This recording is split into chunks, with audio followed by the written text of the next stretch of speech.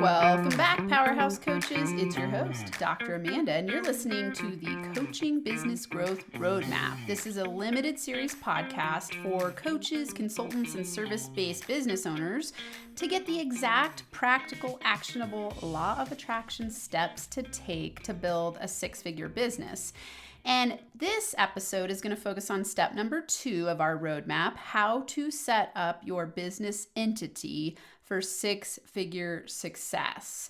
But first, if you're just plugging into this limited series podcast, be sure to go back to the beginning and listen to these episodes in order, because I'm giving you the steps to take in sequential order and everything builds on itself. So you don't want to just jump in here and miss key information in the previous episodes. So if you're just plugging into this Coaching Business Growth Roadmap, then you want to go to Start Here, the episode that says Start Here, and start there. Then listen to the episode about which zone you're in to identify if you're in zone 1, 2, 3, or 4 in coaching business growth. And then step 1, and then you would be on step 2. So additionally, there is a downloadable supplemental workbook. So be sure to go to the show notes to get that, because this will help you implement what you're learning as you move along these 12 steps. So let's get to step 2, how to set up your business entity for six-figure success. I know this one is not a sexy topic. When I was planning this limited series, I thought, am I really going to put this one in there? Because it's not all that fun, yet it's essential. And if you are going to be a six-figure business owner, you've got to treat your business like a business. If you haven't listened to my Inner Power Entrepreneur podcast yet, in episode 14 of the Inner Power Entrepreneur podcast, so it would be season 4, episode 14, I talk about this topic, are you a professional or an amateur? How to stop making excuses and be a professional. And this came from reading Atomic Habits by James Clear. He says, professionals stick to a schedule. Amateurs let life get in the way. And I would add in today's lesson, let's play with this. Amateurs see all the roadblocks and professionals get resourceful to manifest what they want. And what I mean by this is that I hear time and time again people saying, oh my God, I don't know how to set up the LLC. It freaks me out. They make a whole bunch of excuses and justifications about why they're not doing it. And this is the thing that holds them back from starting a successful business or being a powerful business owner. And so if you're listening to this and you've already set up your LLC and you already have a checking account, all these things set up, then hey, you could probably skip this one and move to the next step. I do know that many people who come to me in business, they either haven't set these things up to treat it like a business. They sometimes have their expenses intermingled. They have their coaching income coming into their personal accounts. You don't want to do this. You want to get clean, crisp, clear that you are building a business, and a business requires a legal entity. And I don't want this step to stop you up or block you from success because you don't have the right mindset around it. Remember, amateurs see all the roadblocks, professionals get resourceful to manifest what they want. So this is, if we tie this back to our last episode where we talked about the manifestation formula, you want to decide with certainty and clarity what you want, take steps in the direction, and let the universe bring you the way. So in this step here, you're going to decide with certainty and clarity, I am ready to be a business owner who is set up for six-figure success. What that means is I'm going to drop my excuses and I'm going to treat it like a professional business. Think about a store owner. If you had a storefront, you wouldn't go to the storefront and they have no signs posted about their hours that they're in operation. Their store's a mess. They don't set boundaries around that. Then when you go to pay, they don't have the right change in the drawer because they haven't made sense of their money. That would be the same as you not setting up your business entity and not figuring out how to separate your checking accounts. Like that's what that would look like. And you would never go back to that store again because you'd think, wow, this store really doesn't know what it's doing. And it's not a serious business. You are a serious business owner, and serious business owners who are ready and willing and inspired to get to six figures are going to set this up successfully. So that's really the law of attraction perspective here. I want you to know that it is 100% possible to get to six figures, and it takes the mindset of you owning your power as a serious entrepreneur, as a serious coach, as a serious business entity. So when we're talking about these 5 steps that are business essentials, it's a checklist that you want to walk through. just check it off, get it done, and move on. This doesn't need to be something that stops you up for a long time. I have had people come to me who can get stuck on this one for months. And really, that's an unconscious block that you're afraid to take the leap into building a business. When I set up my business entity, when I decided to start a business, I went to this workshop that completely blew my mind and changed my life. And I realized I want to be a coach. The next day, I set up my business entity in an hour. It doesn't have to be a big deal. So here are the 5 steps that you're going to take, and you want to move down this checklist and check them off step by step. If you've already done this, awesome, then move on to the next step. So step number 1 here within this checklist is create an LLC. Don't be scared of this. It's so simple. Google how to set up an LLC online, and it's different for each state, the fees. You can do this all by yourself. In Colorado, where I am from, it's $50 and takes 30 minutes to set up. If you've never done this before, type into YouTube University how to set up an LLC, and you can literally watch videos that will walk you through how to fill out the forms. It's very simple. If this freaks you out and you want legal help, then hire someone on LegalZoom. They can do a free package all the way up to a $299 package plus the state filing fee. And state filing fees are going to vary state to state. So I'm in Colorado. It's one of the lowest filing fees. It's only $50 to set up an LLC. In Massachusetts, it's around $500, and that's the most expensive. So, consider those things. And I also want you to think, if I'm setting this up right, I'm willing to pay for my business to get set up legally correctly so that I'm laying the foundation for the future of success. So this cost is one of those essential costs that you're going to incur to get yourself started. So when I say don't freak out about this step, sometimes the blocked stuck point for people is naming their entity. And I don't want you to get stuck here. And here's the reason why. I promise you that if you're at this stage of the game where you're just starting to set these things up, you are probably going to go through a few rebrands over time. And I know that this might seem surprising to you. I know when I started my business, I never thought that that would be the case. And I've rebranded things so many times.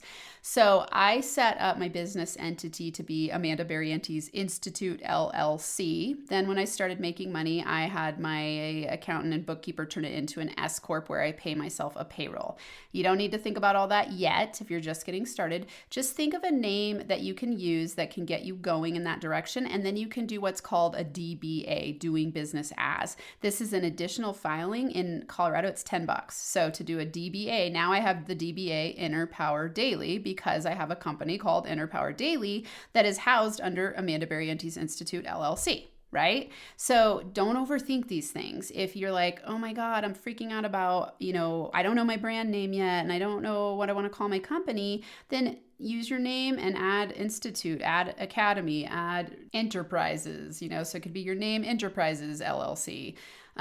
Come up with a name that's just fun that you like, and then you can do a DBA. So don't get hung up on the brand identity yet. Like I said, if you go back to our zones, in zone 1, you are struggling with manic imposter zone, and in zone 2 as well, you are going to have scattered brand identity because you just haven't figured it out yet. So it's unlikely that whatever you name your LLC now is going to be the one you stick with forever. It might be. Some people are clearer when they get started about what they want to do, and they might have more marketing savvy or business experience, and then, name your LLC that. But don't let this be a stuck point for you.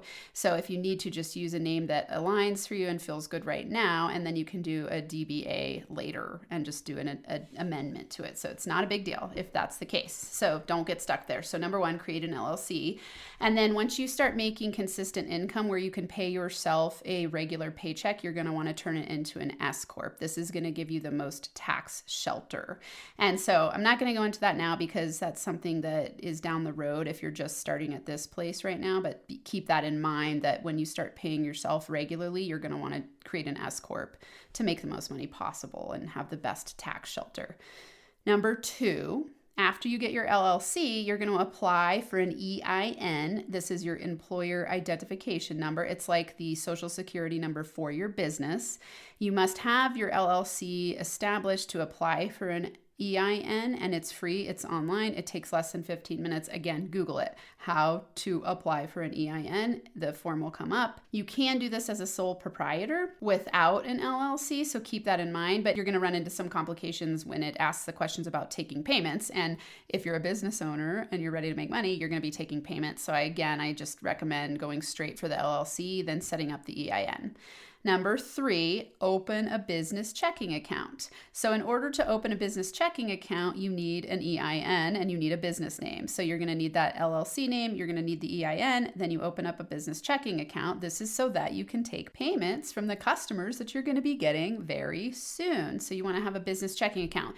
To find the best business checking account, I just recommend that you type into Google best free business checking account. And I like NerdWallet will come up and give you the top recommendations, and it usually gives you a chart of fees and different kinds of things like that. So I have one that's online. I don't use checks ever, so I can order checks if I want to, but I don't have to. It's an online checking account. It's free. There are options for savings accounts that are interest bearing and all kinds of cool stuff. So there are tons of options for free. You're going to need this in order to then set up number 4, which is to open a PayPal or a Stripe account. So this might vary for you depending on your type of business. I know that there are different options out there based on your platform and what kind of payments they take. I started with PayPal at the time. That was what they had. Stripe wasn't really not a thing yet. And so I started with PayPal, and that way people could give me money online. And even originally, I actually worked with people in person, and they would just give me handwritten checks. So I had checks, then I would deposit them into my mobile checking account that was business-based, and I never went to the bank or anything like that, just had the check deposited into my account. When you have an online shop, it's going to connect typically to PayPal or Stripe or whatever platform you use. Sometimes they have their own payment service.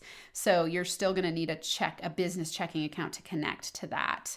And so to set up PayPal or Stripe, you're going to need an email address and a checking account. And so that's how you would set that up. And it will ask your business entity and also your EIN on there as well. And they'll connect and verify your information so that it is all connected to you and your business entity. Number 5, you're going to want a promo page. And I say promo page. I was going to say website, but I thought about this.